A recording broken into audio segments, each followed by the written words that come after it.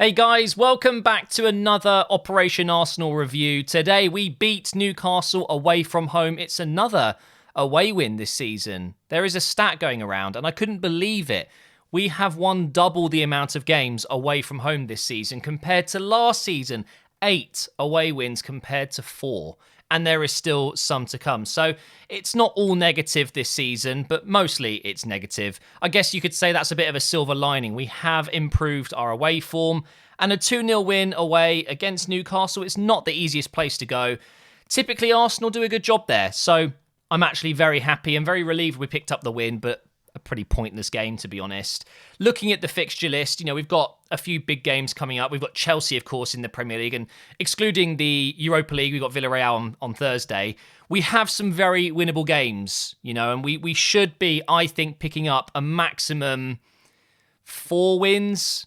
Well, should I say a minimum 4 wins? Let's see what happens, or 3 wins, maybe, in the remaining fixtures of our season. I think we'll lose to Chelsea.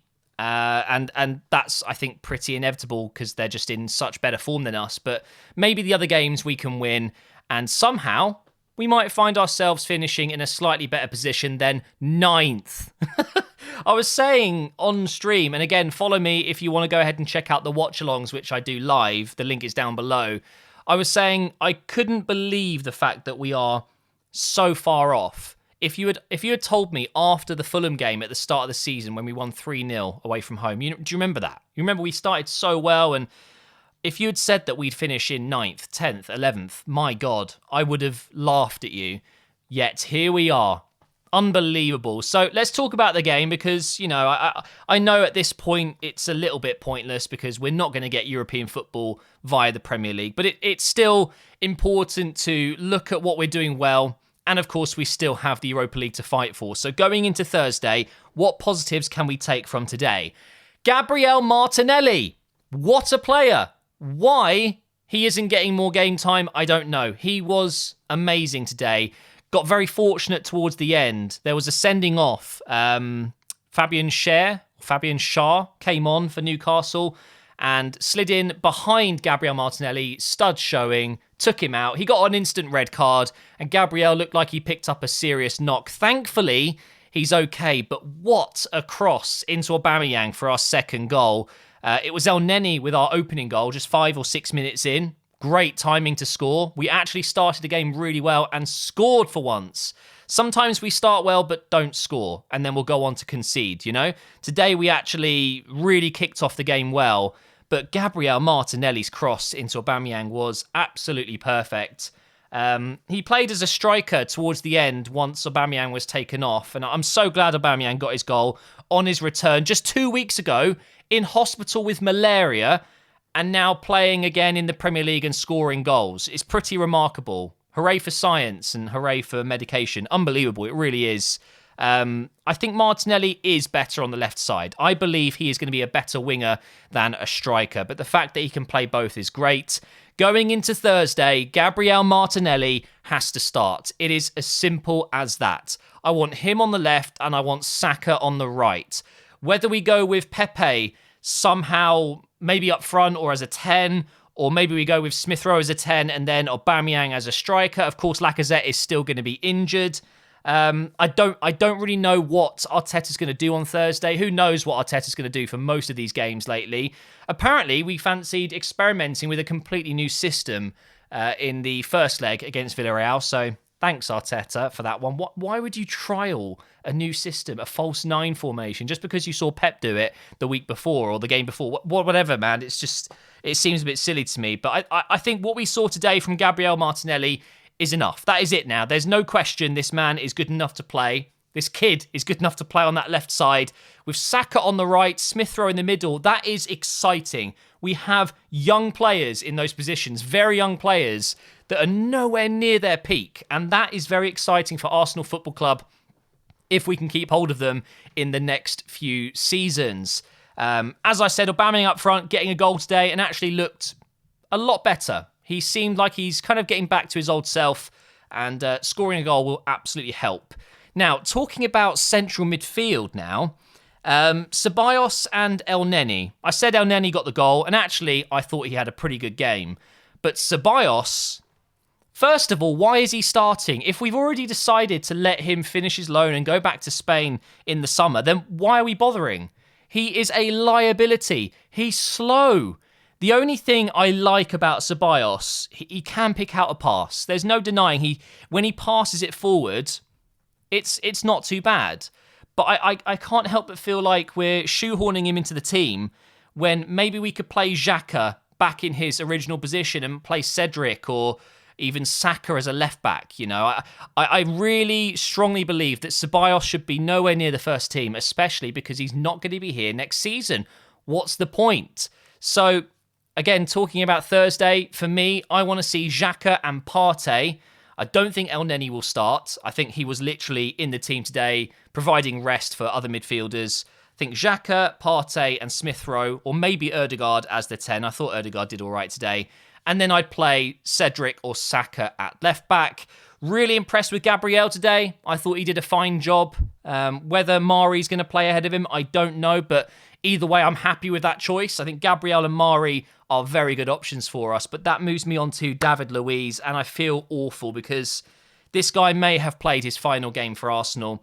Some people will celebrate that. Some people will feel bad about it. Some people will be really sad. He's injured. He's picked up a hamstring injury the day he's finally back in the team after a minor surgery. He's been out for at least a month now, maybe more. And he picks up a hamstring injury. And of course, he is out of contract in the summer. I don't think we're going to extend it. And if anything, that might be it for his footballing career. He might go into coaching now. I don't think he's going to be fit for the remaining fixtures. Who knows? It might be okay. It might be that the injury isn't too serious. But if that is his final appearance for Arsenal, I think we all owe him some respect because whilst he has been comical at times, a bit banterous, and he has been at fault for a lot of goals and red cards and things like that, there have been games like today where he was leading by example, and actually he was a big part of the first goal. He is really good next to Gabriel. I think they have our best partnership. Gabriel and David Luiz is our best centre-back partnership statistically. I remember looking into it. There was a stat posted on Twitter with all of our pairings, and they have the best success rate. I really, really appreciate that David Luiz has helped us. And do you know what? If that is his final game, I will feel a little bit sad about it. Not necessarily just because of the on-the-pitch performances, but the off-the-pitch things that he does. He's a captain, he's a leader, and a lot of the players like him. I've heard great things regarding him in training and giving players advice. The truth is, David Luiz is a professional, and he will be missed. If he's not at the club next season as a player, I'd like him as a coach. Some form of coaching, I think, could really suit him. Maybe not as a defensive coach, but maybe as, I don't know, maybe a general coach, you know, that just works with all the players. At right back, Bellerin had a decent game, in fairness. For once, Bellerin played, and I didn't feel like we were at a disadvantage because of it. He was actually pretty good at right back today.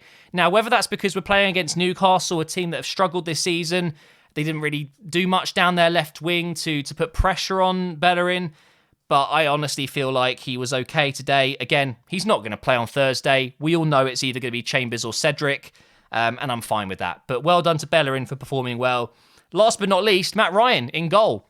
What a commanding display. Finally, a clean sheet. I think he's been very unlucky with those games where he didn't get a clean sheet because of defensive mistakes. But Matt Ryan was, as I said, very commanding. He shows real leadership. You can hear him. You can hear him shouting at the defence.